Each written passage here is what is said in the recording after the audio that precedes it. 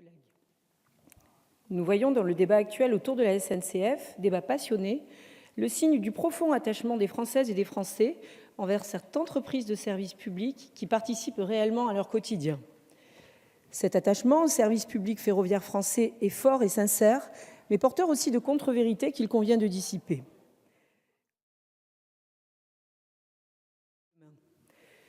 L'ouverture à la concurrence du ferroviaire, dont on fait mine de découvrir aujourd'hui son actualité, avance par étapes progressives depuis près de 20 ans.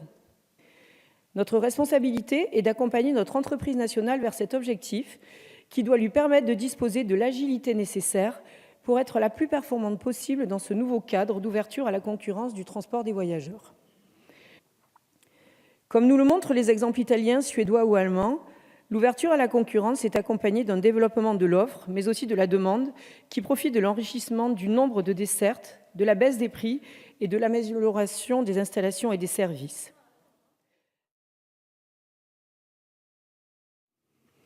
L'autre point d'attention de cette réforme est l'amélioration du service aux usagers, en leur ouvrant l'accès à une offre de dessertes et de services plus large et plus complète. C'est un choix que nous assumons et qui vise aussi à leur permettre l'accès à une information simplifiée et à une multimodalité facilitée. Nous défendrons un amendement en ce sens. Dans cette optique d'une meilleure intégration de tous les usagers, nous saluons par ailleurs l'amendement du gouvernement adopté en commission qui prévoit l'extension des tarifs sociaux à l'ensemble des opérateurs ferroviaires. D'autre part, elle doit protéger les agents de l'entreprise, notamment en cas de changement d'opérateur suite à un appel d'offres. Le principe de la convention collective, qui est actuellement privilégié, est généralement loué par l'ensemble des syndicats, ce qui permet une réelle négociation, alors que dans le cas du statut, même en cas d'accord entre les partenaires sociaux, le ministre en charge des Transports peut s'opposer à toute modification. Ce procédé sera ainsi plus vertueux et respectueux de la démocratie sociale.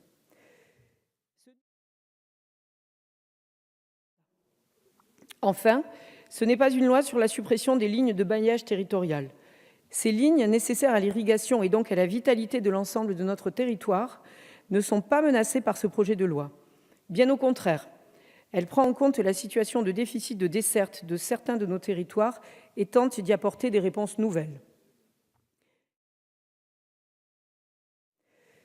Ce nouveau pacte ferroviaire doit alors, comme je l'ai indiqué en introduction, faire de la SNCF l'un des piliers de la mobilité de demain, au service des usagers, dans le respect des droits des agents des entreprises ferroviaires, en leur assurant à la fois la sécurité de leur emploi et un avenir dans un contexte européen.